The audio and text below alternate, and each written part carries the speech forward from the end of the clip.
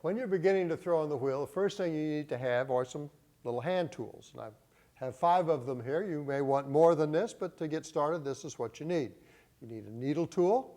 This is for trimming things to make them smooth. It's also good for checking the thickness of a piece of clay. You need a soft sponge for carrying water and for wiping out the interior of your pieces. You need a chamois. Chamois is good for smoothing off the edges and making sure that there are no sharp edges that have a way of allowing glazes to chip off and breaking when you put them in the dishwasher. A wooden tool, roughly this shape. There are a lot of different shapes, but if I could only have one, this is the one that I would want. And you need a cutoff wire. This is a piece of cable with a couple sticks at the end. This is for taking the clay off of the potter's wheel when you're finished working with it. This potter's wheel comes equipped with a couple of bat pins, and they stick up a little bit from the surface, and if you try to use this wheel without taking out the bat pins, it will whack into your hand and it can be kind of painful. One way to avoid that is to use a bat, and that's what this is, and you just place this over the top of the bat pins, and the bat pins are recessed enough in there that they won't bother your hands. And this is real handy because when you make a piece of pottery, you can take it off of the wheel, and you don't ever have to touch a hunk of wet clay. This potter's wheel operates in both directions. This is going counterclockwise right now, and I recommend that you learn to throw in a counterclockwise direction because most potter's wheels go in a counterclockwise direction in the United States. However, this wheel does reverse itself and it will go the other direction if you would want it to. A potter's wheel makes the clay go in a circle and really does all the work for you. All that you need to do is to learn to turn the potter's wheel on and to hold your hand still, of course, in the right places so that the clay will make the shapes that you want it to make. Sounds real simple, but it does require a lot of practice. The best way to begin is to have a ball of clay that fits into your hand that is neither too large nor too small.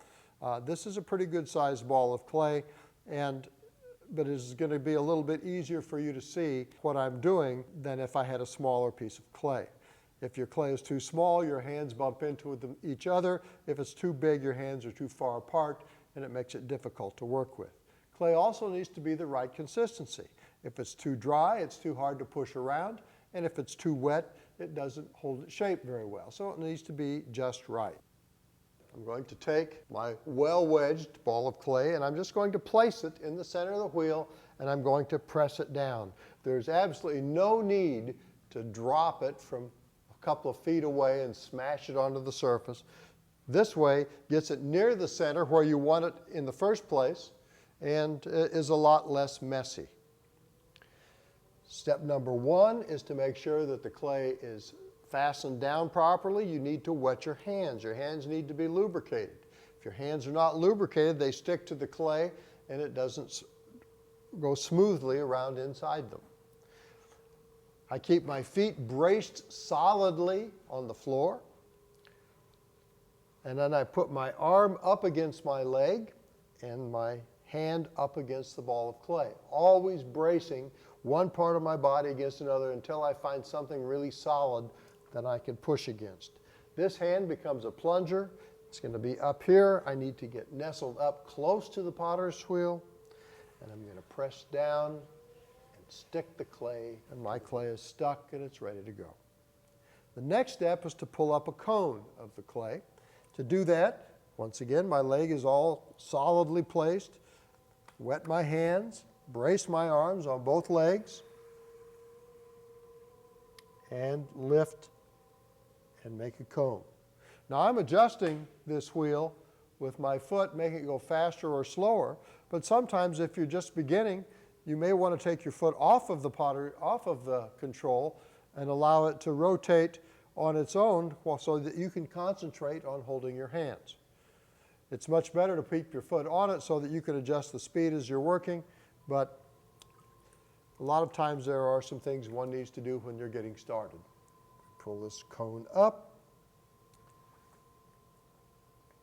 And I'm going to lock this hand in and put this hand up against the side of the clay and press down with my right hand, which is like a plunger. I'm going to push the clay down until I feel it filling up the spaces left by my hand. Once I feel it fill that hand, I'm going to stop pressing and relax and take my hands away slowly, and it should be centered. Let's do that again. Lift it up. Hold it up. I'm going to press it down. Press it with my right hand into my left hand. When I feel it fill my hand, I'm going to stop and take my hands away. If I take my hands away quickly, though, you see what happens. It's going to wiggle.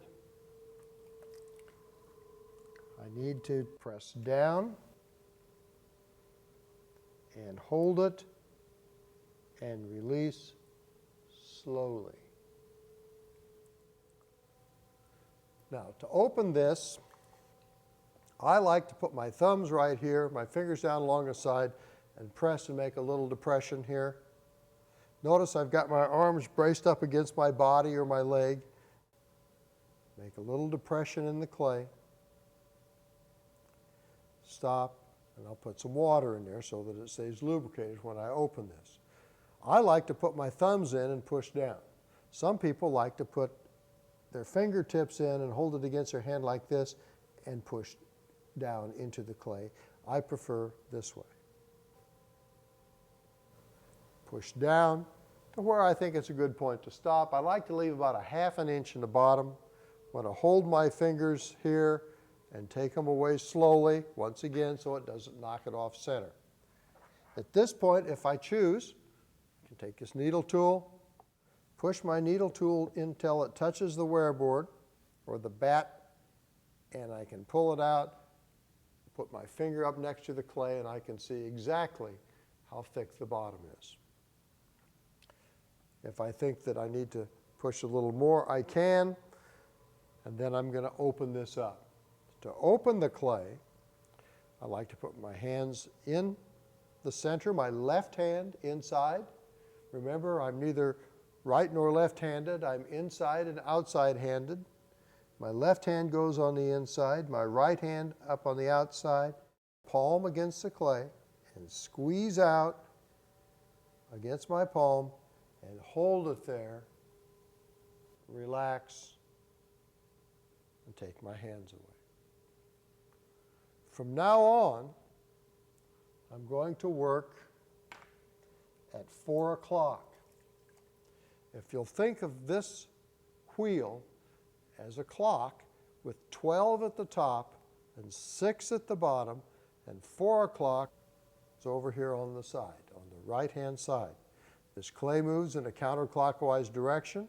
I want my fingers to follow the direction of the clay.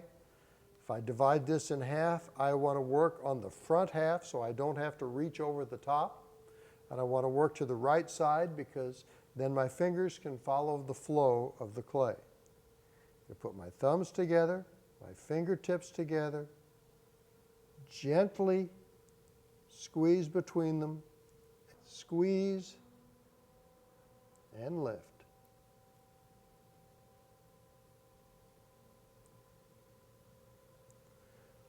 I want this to be about 1/4 of an inch thick, and so I'll need to take several passes for this to work.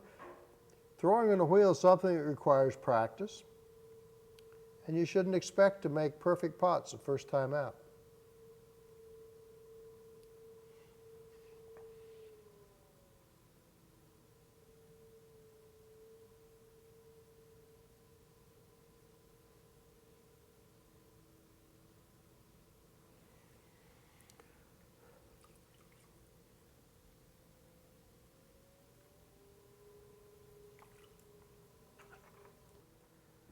Using your needle tool again, if you have not had this perfectly centered, you're going to get a little high spot in the side. And to take care of that, we'll trim that off. And to do that, you put your fingers on the inside and your thumb on the outside.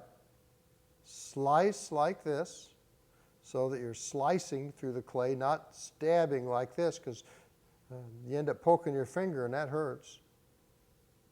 Nice slice. I pick up the clay with the needle and pick up the clay with my fingers. I can use my chamois. I lay it over the top, support the clay wall with my fingers and press gently, and I can round out and smooth out the top. I can then shape this.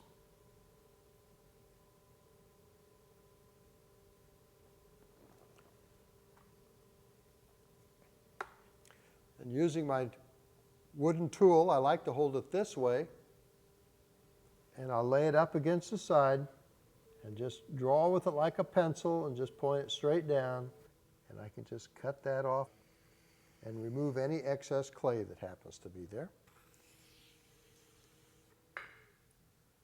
And I can cut this away. Remember to remove it. Take my cutoff wire and slice underneath it. And I can pick this up, and I set this aside until it's ready for the next step, which is done when it's leather dry.